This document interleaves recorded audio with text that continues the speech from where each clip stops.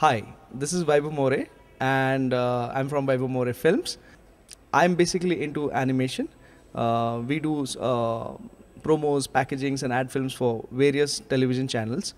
And my recent ventures have been doing TV series and a couple of ad film series for Cartoon Network Hong Kong. And recently we have won some Promax Gold Asia Awards as well. So there's quite amount of recognition that me and my studio has received recently. My exact specialization is in character animation and designing concepts and developing them for television channels. Recently I finished a series of 5 ad films for Cartoon Network Hong Kong, which was sponsored by Lifebuoy hand wash. And Cartoon Network Hong Kong, they wanted me to come up with an idea where they could promote Lifebuoy hand wash, keeping in mind the target audience age group between 5 to 12. So it was a great challenge, but at the same time, me and the in-house producer of Cartoon Network Hong Kong, we came up with an idea of animating hands. And fortunately we wrote some scripts which were approved by the Turners, and we happened to execute few ad films where we tried to copy the mannerisms of the famous IPs like Tom and Jerry, Ben 10, and of course Chota Bheem. And it was released in 5 countries, and we won a Promax Gold Asia for the best brand design campaign this year.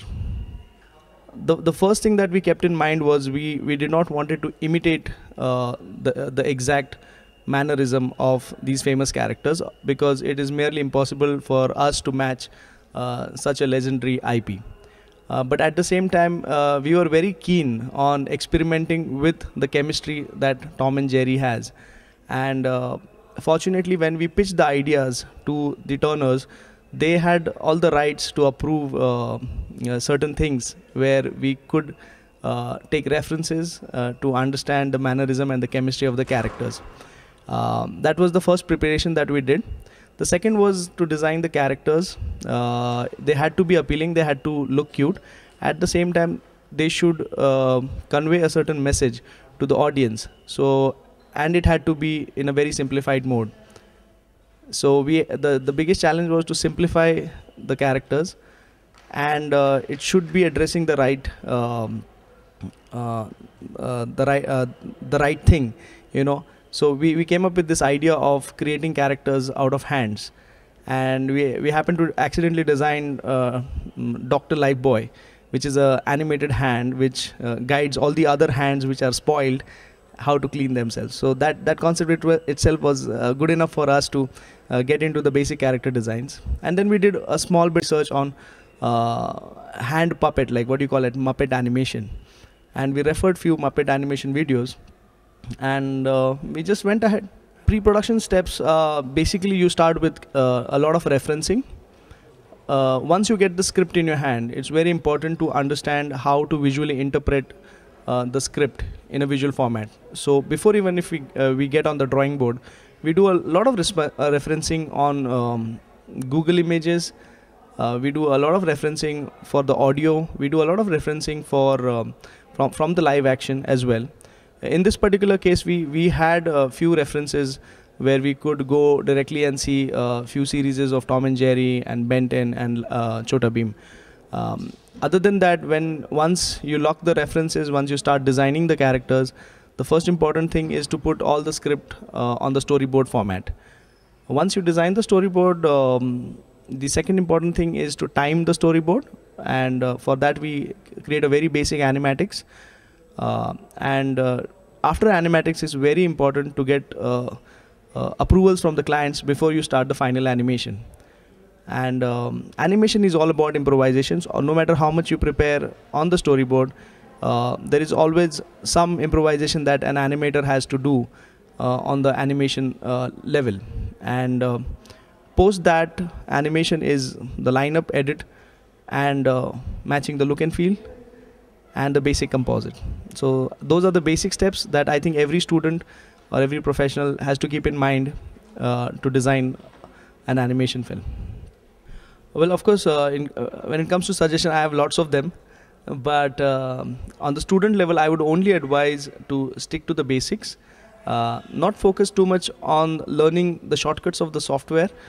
But if you want to get into an animation industry, if you really want to be an animator or an animation director, the first important thing is to get your basics right on paper and pencil. And I think the emphasis in the curriculum should be more on designing things on paper and pencil. And then of course the knowledge of software is also very important, because as you know, in today's era, everything what we do design eventually has to put on a digital format where you need to use certain softwares. But that I still feel is a secondary thing. The first important thing the students should keep in mind is to get their vision right on paper and pencil.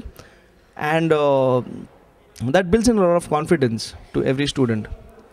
There are softwares like Maya, Flash, After Effects, many to name actually. Mastering the software is not very important, but what do you want to achieve and to get your vision clear, that is the most important thing I think that should be included in the curriculum. And I think Mac is doing a great job. I think the basic skill set is to get your temperament right. The industry throws a lot of challenges at you. Every job is very different and very challenging. So the first thing that any person or any student who really wants to get into the industry is, I think, should be open to accept challenges, should be open to learn on every project, should be open to accept the criticism and learn from your own mistakes. Other than that, I think, of course, the right attitude towards all those things is very important. Along with this, since it's a very competitive industry nowadays, and it's going to be more competitive in the coming years, so I think a basic showreel can really help push your envelope to get a job in the industry. So please work on your showreel. Please work on all aspects of the showreel.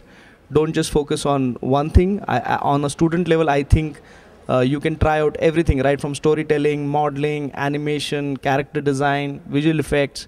I think you should focus on everything while you're designing the portfolio. It will really help you get into the industry very well. So I think the first and the basic tip is to be very clear with what you want to show in the showreel. If you're a character designer, it doesn't matter how well rendered is your character animation. I think you should have bits and pieces of 2D animation, 3D animation. You should have certain short stories that you can include in your showreel. As a visual effects, people who want to get into visual effects, they can of course study from so many amazing movies that have been coming out, and maybe try to incorporate all those kind of things in your showreel. I think, yeah, that's more than enough. And keep the showreel short. Don't keep it very long, because professionals in the industry have very less time to review your showreel, and of course they have a trained eye, so they don't need to see 5 minutes of showreel. They can judge your work just by seeing first 20 seconds. That's, I think, the first advice that I want to give to a student after they pass out and they apply for a job. You have to know that it's not going to be a very smooth sailing path. It never is for anybody. So you have to be prepared mentally that it's going to be a rough patch. You have to go through series of interviews. There might be jobs that you might just find in the beginning might not interest you at all, but you should take it as a learning process. And no matter how bad the job is, you always learn something, even from a bad thing. There's always something good to learn from a bad thing. So at the same time, I think simultaneously what I did when I was a student, I would always work simultaneously on my showreel, improving my work in every aspect. And I still do that. I still try to improve my showreel every time I get a bit of time off from my commercial work. And it takes quite amount of time in this industry to perfect your art. But there are many challenges that will be thrown at you, and those should be taken as learning experiences, and those small challenges will eventually make you a very good and efficient artist. So it keeps me going. I think my love for my work is the only thing that keeps me going. I really love what I do, and it has taken many years of efforts to get to a position where I'm still struggling actually, but I enjoy my work more now because I accept a lot of things. And in this industry, if you really don't love what you are doing, there is no point to be here. And the only reason for me being so energetic and being so happy by doing my work is actually because of my love towards my work. And I think this is the master key for the success. Learn to love your work, and eventually the work will love you. In our industry, your performance is very much visible on face. The number of years of experience, according to me, doesn't count, because in this industry you're as good as your last job. So if you do your first job as good as you can, the success is definitely yours. Okay, but the key is to keep on improving. The key is to keep on going, keep on doing better things and performing better than what you did before. And this is the basic stepping stone which you can't avoid. You have to go through the struggle, but every step is like a learning experience. And eventually, if you are in love with your work, eventually if you really like what you're doing, you are going to be successful. All you have to do is a little bit of patience, a lot of hard work, and a lot of dedication and love for your work. I think it's a perfect recipe for success. My first salary was 500 rupees for entire month. Okay, my first salary was actually 500 rupees for entire month of screen printing, and before that I was paid 100 rupees for doing 10 illustrations for a fashion magazine, which would probably take 2 days for me to do. But those 100 rupees were more valuable than whatever I'm making right now.